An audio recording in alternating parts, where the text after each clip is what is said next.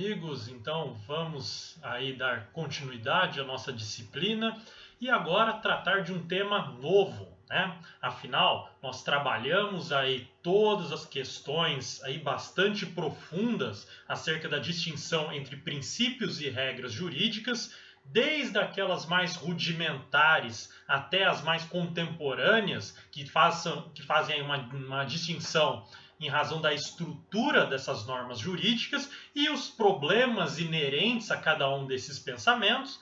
E agora nós vamos tratar especificamente sobre a questão hermenêutica. Vamos falar aqui um pouco sobre interpretação. Só que não aquela interpretação que a gente já trabalhou, ou até mesmo vocês trabalharam em outras disciplinas, né? Que são as tradicionais, aquelas vistas lá que nós já conhecemos de maneira até que alguns classificam como arcaicas. Mas vamos trabalhar uma espécie aí de interpretação mais específica e, por que não dizer, de certa maneira, que esteja até na moda, que são os tais dos princípios de interpretação constitucional.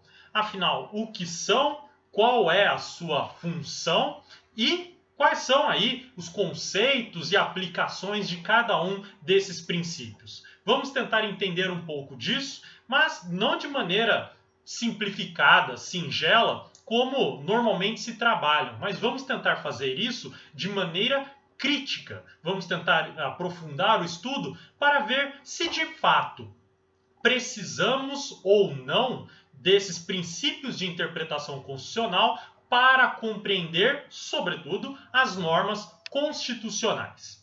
E começamos aqui, primeiro, a lembrar um pouco sobre os demais princípios de interpretação, ou cânones interpretativos, né, que também é chamado dessa maneira, que já tínhamos no nosso sistema desde a época em que havia aí uma prevalência, falando de maneira grosseira aqui, do direito privado sobre o direito público. E eu digo prevalência aqui no sentido que não se era dado uma força normativa à Constituição, não era trazida ela a ideia como uma norma jurídica, mas a Constituição como uma mera organizadora do Estado e dos entes federativos, se fosse o caso, dos órgãos públicos, né? E mais uma carta política, no momento aí, sobretudo em que a Constituição tinha esse efeito maior de simplesmente declarar que em determinado território sobre um determinado povo havia uma soberania, havia um Estado soberano,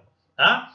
E nesse período, então, em que havia uma maior, digamos, valorização desse direito privado, nós poderíamos falar aí de alguns cânones que indicavam uma forma de se interpretar as normas jurídicas como um todo, que foram identificados aí ao longo do tempo por diversos pensadores e que somente com Zavini teve aí uma sistematização, digamos assim, de uma maneira mais expressa, mais clara da forma como se interpretar uma norma jurídica. E vocês conhecem bem esses 4 cânones e não preciso aqui me estender muito tempo neles. Nós temos 4 no total aí que são os tradicionais. Nós temos um método de interpretação gramatical, o método lógico, o método sistemático e o método histórico, tá? Então, 4: gramatical, lógico, sistemático e histórico. Alguns vão adicionar ainda outros métodos de interpretação, outros cânones, como por exemplo o teleológico, que seria o finalístico, outros falam de genético e dentre outros. Aí são, digamos, acréscimos que foram trazidos por outros doutrinadores após o Zavini. O Zavini trouxe os 4 iniciais aí que eu trouxe para vocês e que, particularmente, entendo que englobe os demais criados depois dele, tá? Muitos entendem, me acompanham também nessa opinião e, para mim, é bastante forte, não tem tanta inovação. Talvez se falarmos aí no teleológico, no finalístico, mas ainda assim podemos trabalhar esse teleológico dentro do sistemático, que já vamos falar. Vamos lá, só para relembrar então, esses 4 cânones aí, ou métodos de interpretação, ou princípios de interpretação. A ideia deles, inicial, é que eles eram voltados à interpretação das normas jurídicas de direito privado, né? Então, pense que estamos numa época aí em que o Código Civil ou as leis civis, a depender do momento histórico aí que estamos falando, eram as leis principais de uma civilização, de uma sociedade, e por isso, então, os cânones eram voltados para solucionar os litígios, os conflitos normativos aí, ou até mesmo interpretativos, que a gente pega um quê de subjetividade, existente nesse período. E daí então, começamos pelo gramático, né? Método gramático. Ele é simples e fácil.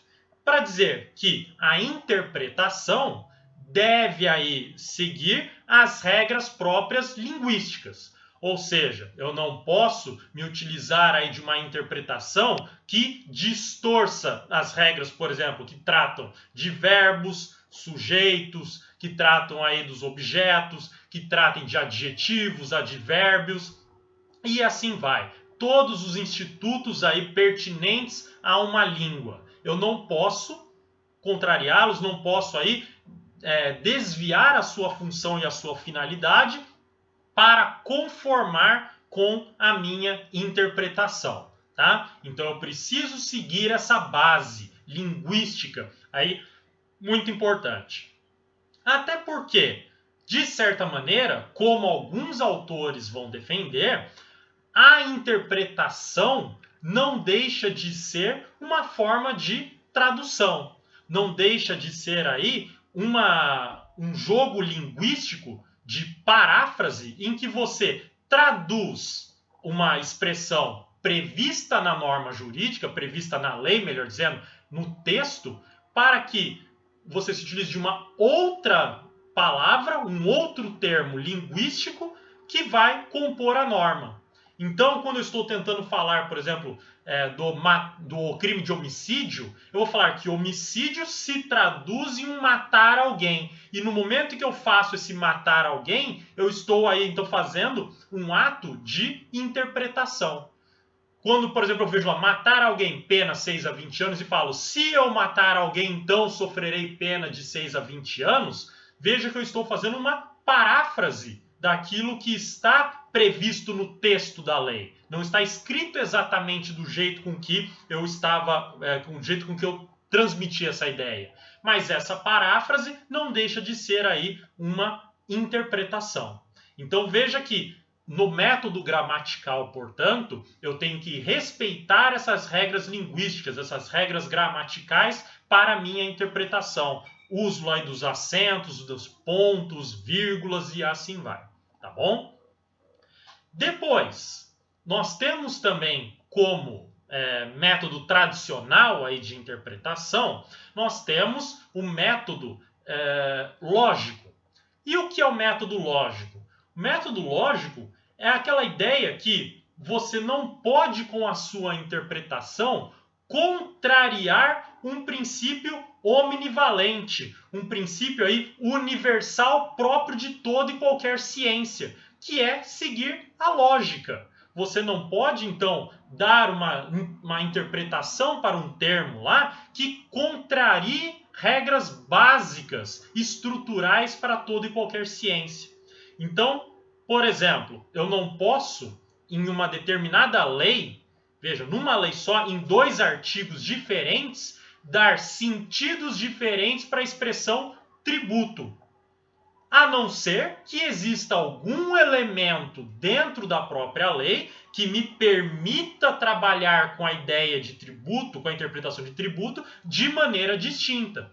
Mas se não existir, eu não posso fazer distinção nesses termos. E por que não? Porque o princípio da identidade próprio da lógica me diz que uma coisa é igual a ela mesma. Ou seja, se eu falo que tributo é aquilo, dou a definição de tributo, então toda vez que eu me deparar com a expressão tributo, eu preciso dar o mesmo sentido.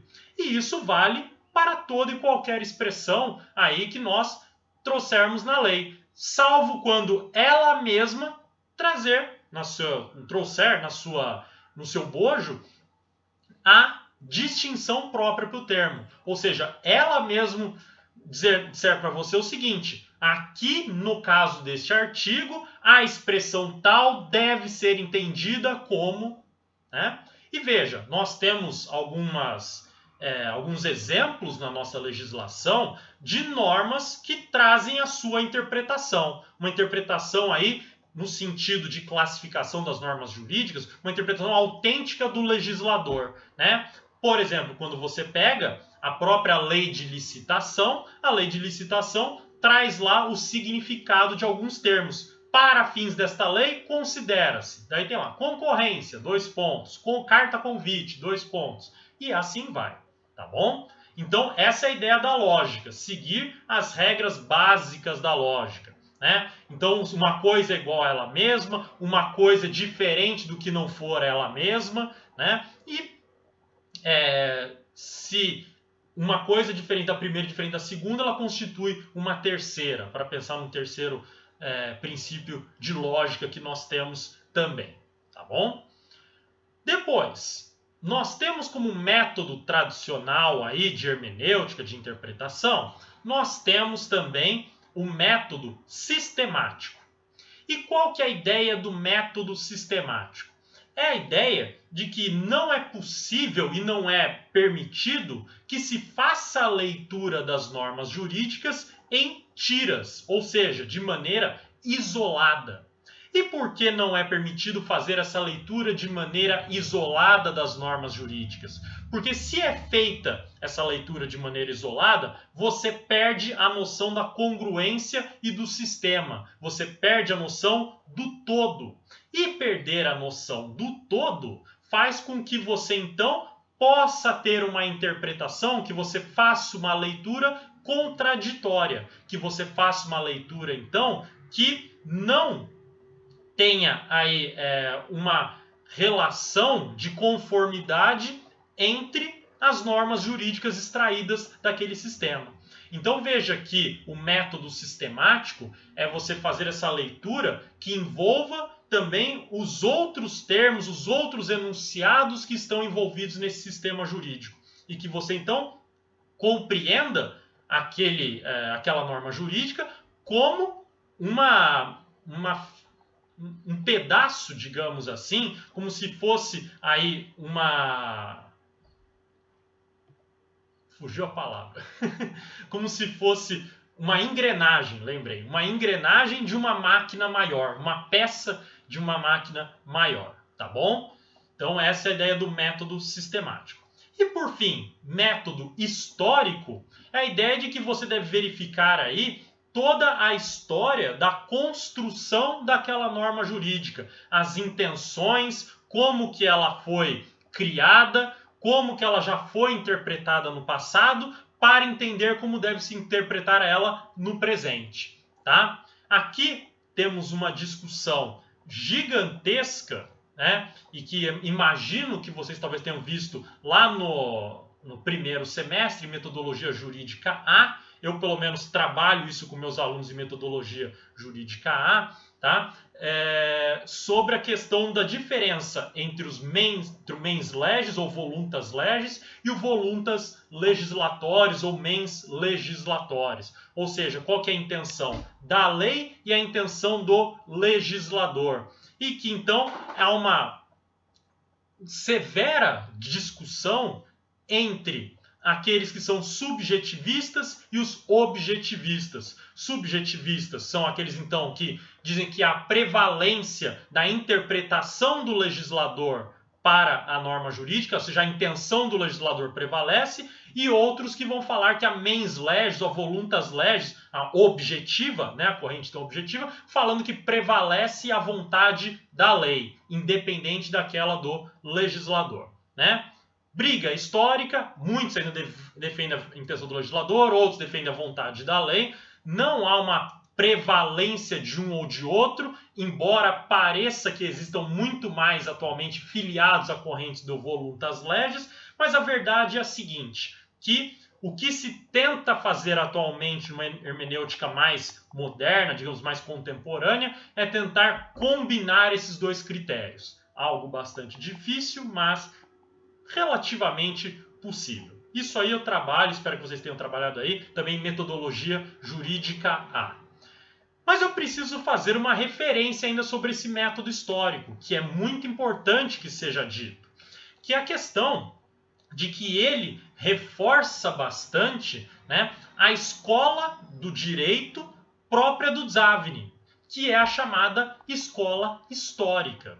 E veja, a escola histórica, ela vai trabalhar justamente que a ideia é que se preserve a ideia do legislador, mas que, ao mesmo tempo, haja a interpretação aí evolutiva, digamos assim, uma interpretação renovadora própria a partir da vontade do povo. Então veja, aquilo que o legislador racional definiu, teve a intenção no momento da criação da norma, isso deve ser preservado. Não pode aí uma interpretação nova questionar ou se tornar contraditória àquela vontade original do legislador. Mas, mesmo assim, o espírito do povo, que ele chama de espírito do povo, que é essa vontade, então, presente, ela pode aí dar uma interpretação que, digamos, renove essa ideia antiga, intenção original própria do legislador, conforme os novos tempos, sem contrariar a sua intenção e as suas finalidades originais, mas possível para tanto.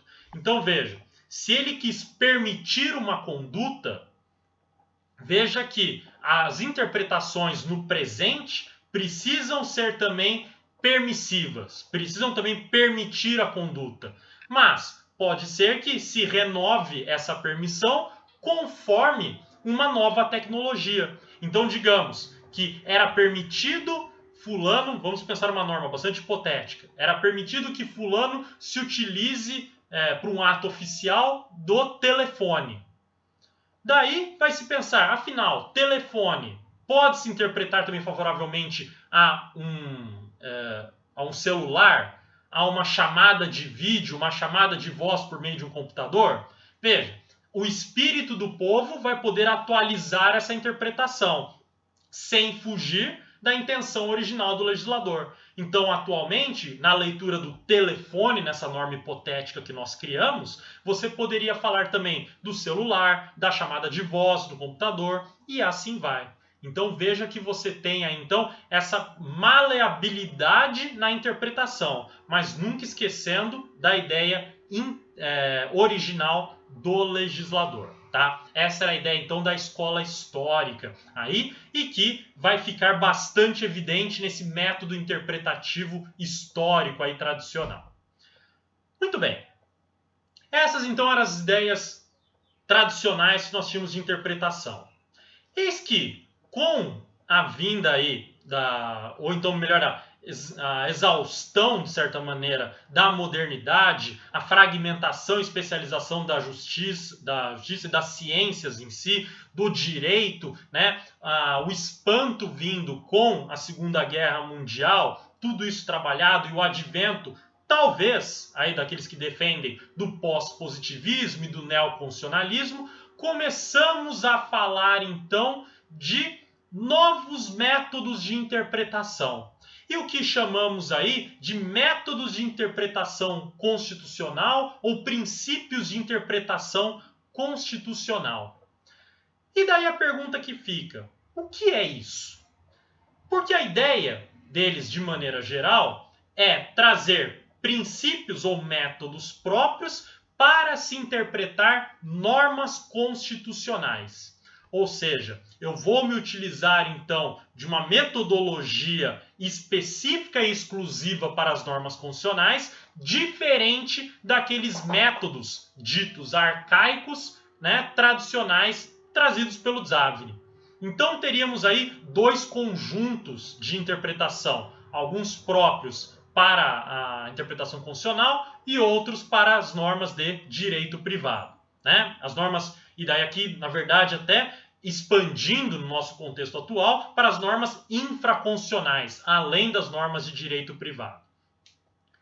Veja que alguns autores ainda vão defender que os cânones lá próprios do Zavni serão aplicados em conjunto com esses princípios de interpretação constitucional previstos aí na nossa contemporaneidade, né? Eles vão ajudar.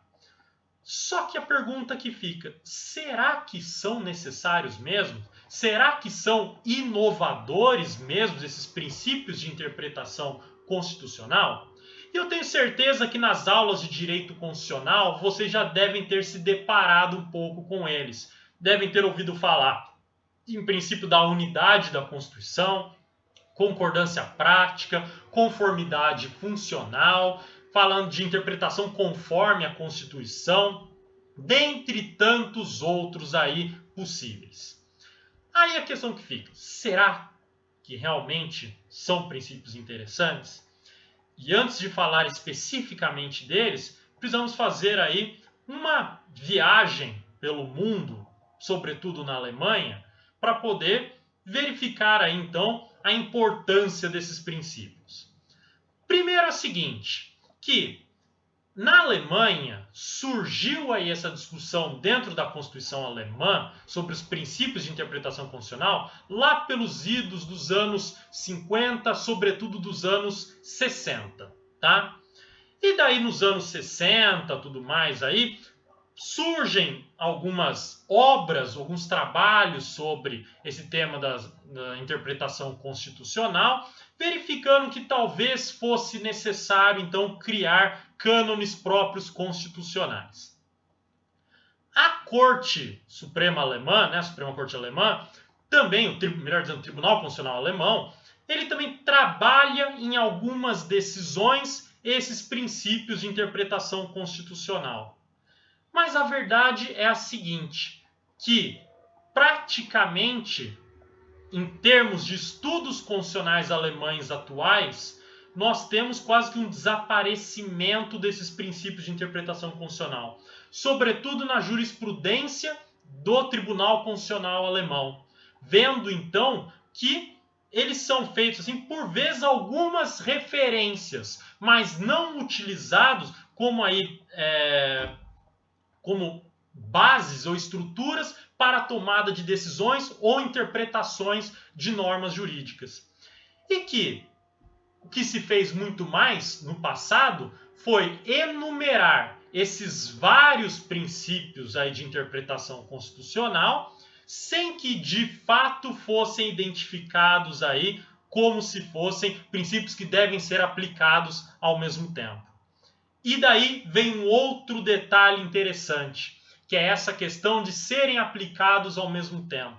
Porque diversos autores trouxeram esses princípios num elenco, um seguido do outro. Mas que não necessariamente cada um desses princípios de interpretação constitucional levarão à mesma solução. O que mostra, então, que não parece a um primeiro momento ter uma conversa ou uma convergência entre esses princípios de interpretação. E que, na verdade, aí nós temos uma reprodução doutrinária só para mostrar as diversas formas de abordagem e não, de fato, de aplicação conjunta de todos eles. Veja que isso é muito diferente daquilo que acontece com os cânones tradicionais, porque os cânones tradicionais de interpretação devem ser aplicados de maneira simultânea. E não teria até outro jeito. Isso o próprio Zavni destaca, que ele fez uma divisão entre esses cânones tradicionais para mostrar como que o cérebro vai processar essas diversas maneiras de abordar o texto diante de um raciocínio propriamente jurídico, próprio da ciência jurídica. Mas que não há como você fazer uma interpretação puramente histórica, puramente gramatical, puramente lógica ou puramente sistemática. Diferente do que parece, de certa maneira, acontecer com os princípios de interpretação constitucional. E, curiosamente, parece que a doutrina brasileira não se atentou a isso.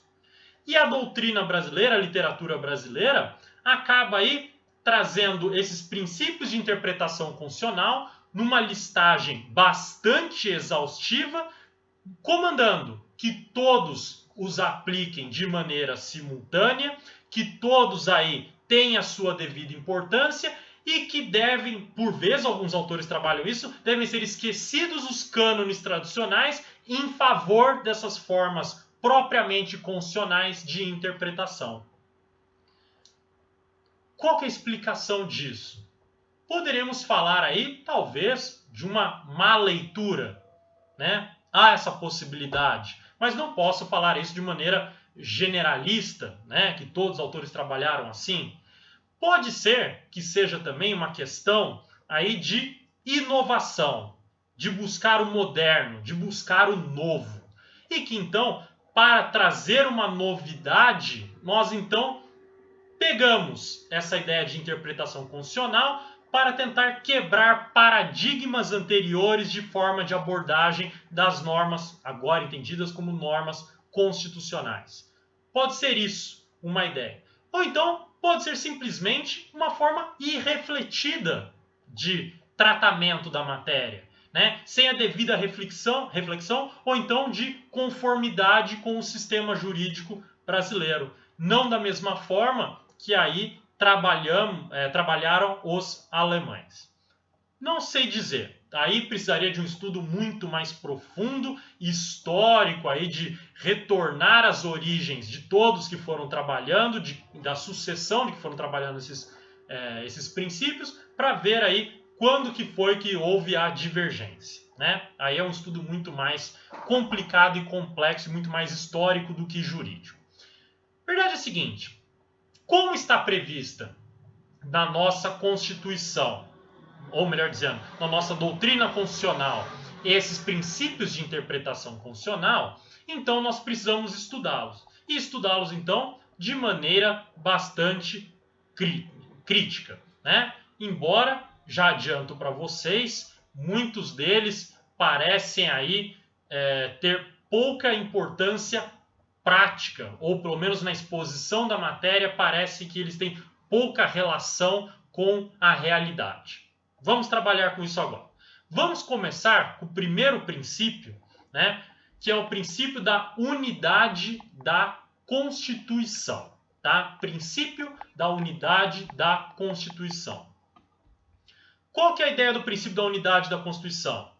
Que as normas constitucionais não podem ser consideradas, lidas, interpretadas de maneira isolada, de maneira dispersa, mas precisam estar integradas. Precisam ser feita uma leitura das normas constitucionais de acordo com todas as outras normas que compõem aí o direito constitucional, né? Compõem aí o texto da Constituição.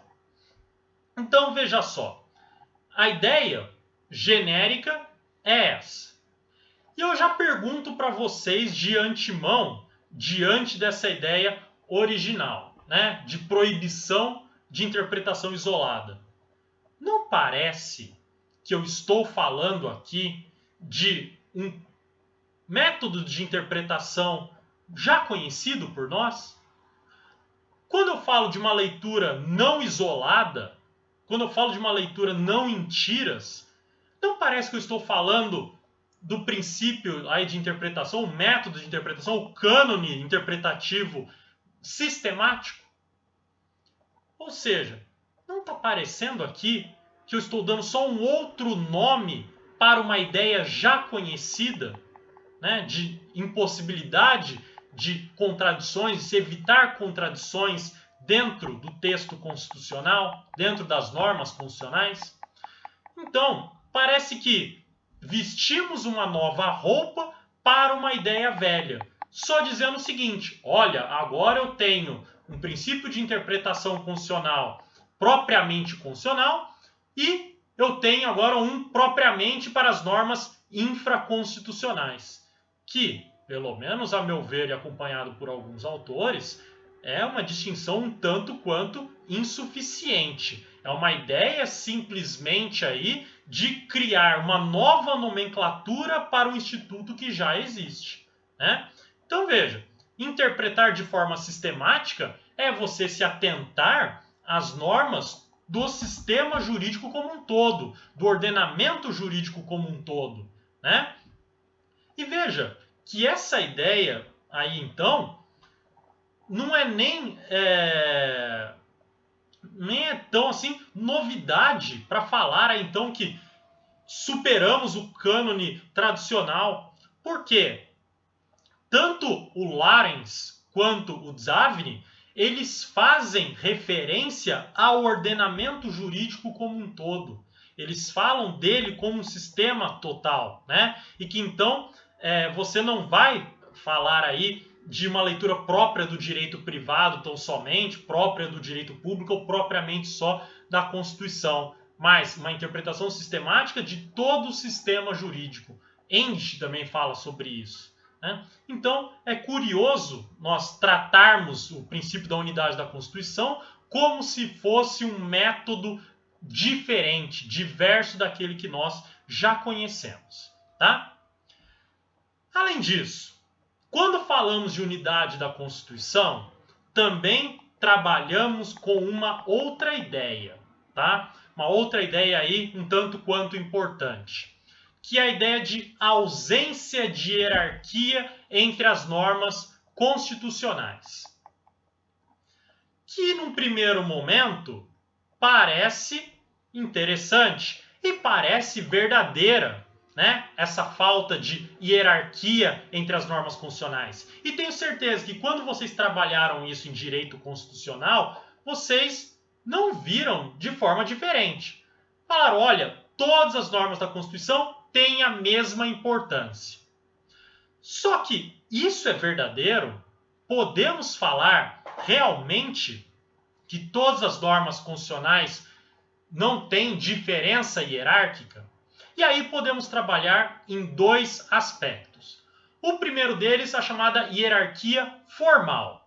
Ou seja, que em questões formais não existiria hierarquia entre as normas jurídicas, tá? Então veja, quando falamos aí em qualquer texto constitucional, qualquer norma, não tem na Constituição falando assim, essas normas são mais importantes do que as outras. Muito bem, pode ser que explicitamente isso de fato não exista. Mas me traz uma certa curiosidade pensar no artigo 60, parágrafo 4º da Constituição. Olha só.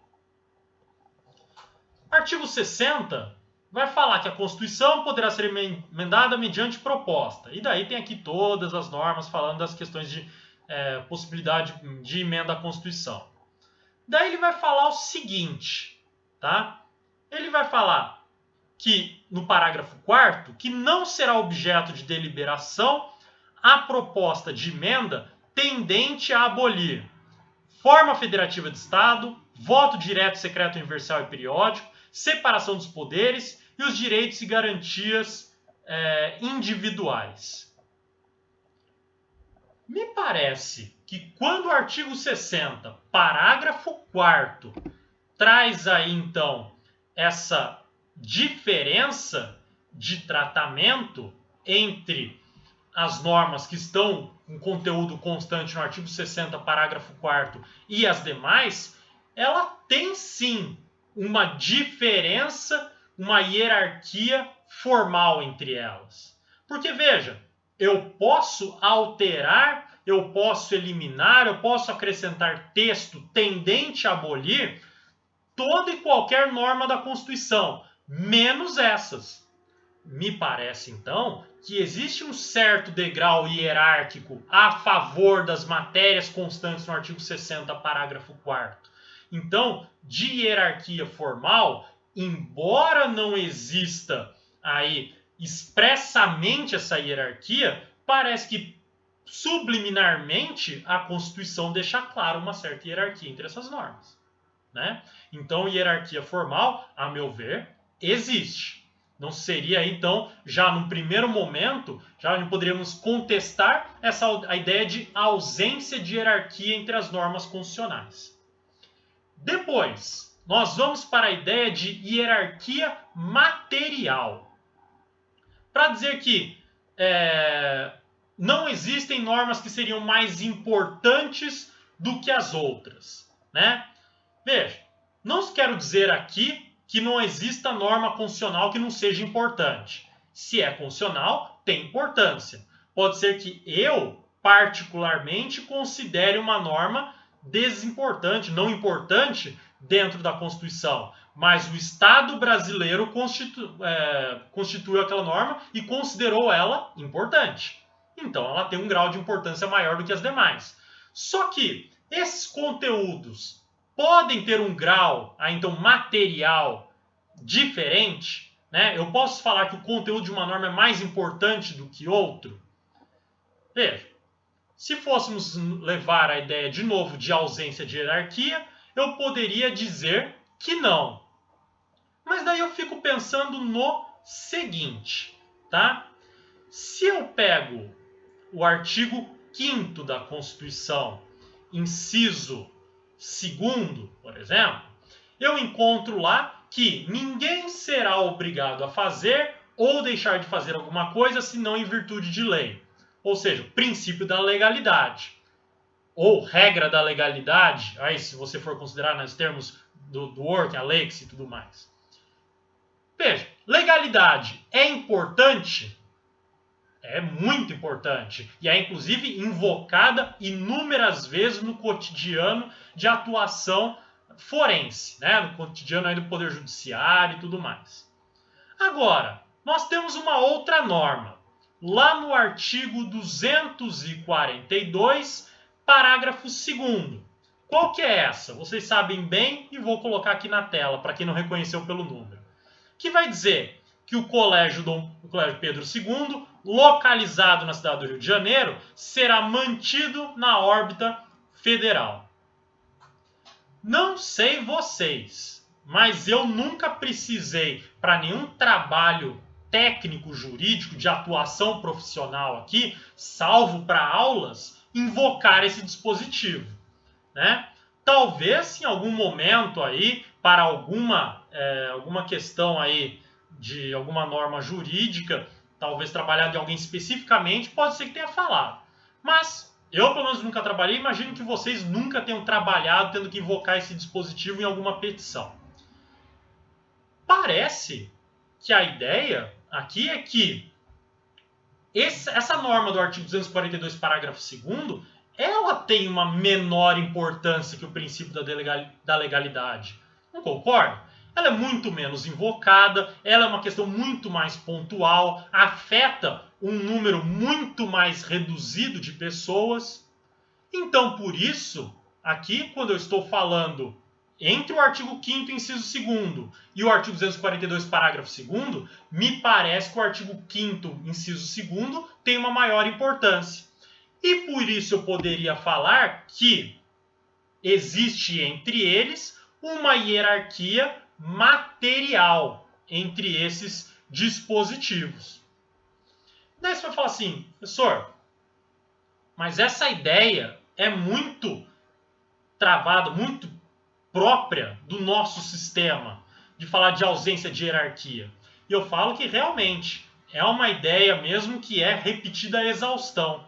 E ainda se coloca uma fundamentação muito grande, que se diz que a ideia é trazida numa decisão do Tribunal Constitucional Alemão, que fala da ausência de hierarquia. O problema é o seguinte, que essa referência ao Tribunal Constitucional Alemão, ela é uma referência falsa, tá? Ela é falsa. Não que o Tribunal Constitucional Alemão não tenha falado que há uma ausência de hierarquia. Ele falou, mas ele continuou a decisão. Ele falou que há uma ausência de hierarquia, mas existem exceções em que existem normas aí constitucionais que têm uma superioridade hierárquica material, têm maior importância material. Tanto que, olha só, dessa decisão do Tribunal Constitucional Alemão, extrai um texto aqui, um trecho já traduzido para vocês, que a ideia é a seguinte, que ele fala aqui, do conteúdo total da Constituição, depreendem-se certos princípios e decisões jurídico-constitucionais, aos quais as demais disposições constitucionais estão subordinadas. E se eu estou falando, então, de normas, princípios, regras constitucionais que estão subordinadas, significa que eu estou falando de uma hierarquia material entre essas normas. Então, essa fundamentação extraída lá da ideia do Tribunal Constitucional Alemão não se sustenta, né? E por isso, então, é possível verificar que existe sim uma hierarquia material entre as normas constitucionais. E por isso, então, tanto no âmbito formal quanto no material, há hierarquia, que é possível verificar na própria Constituição. Logo, o princípio de interpretação constitucional aí, da unidade da Constituição, no seu viés da ausência de hierarquia, ele é falso. E, por outro lado, na ideia de proibição de leitura isolada das normas constitucionais, veja que ele em nada inova naquela ideia própria da interpretação sistemática. Por isso, então, nós temos aí um princípio de interpretação constitucional que em nada acrescenta para o nosso sistema. Tá? Muito bem. Com isso, então, nós encerramos o primeiro princípio de interpretação constitucional. Tá? Para a próxima aula, então, nós continuaremos trabalhando os demais princípios de interpretação de maneira profunda, de maneira crítica, tá? E avançaremos aí, então, na matéria. Para a convalidação da presença dessa semana, eu peço, então, que vocês identifiquem duas normas diferentes da que eu falei aqui, que possam ter aí uma hierarquia material. Então, veja, aponta uma que estaria hierarquicamente superior e uma que estaria hierarquicamente inferior. Que nem eu fiz agora com a legalidade e com a disposição sobre o Colégio Pedro II. Tá bom? Façam isso com duas normas aí para nós convalidarmos a presença. Ok? Então, muito obrigado a todos aí e até a próxima aula.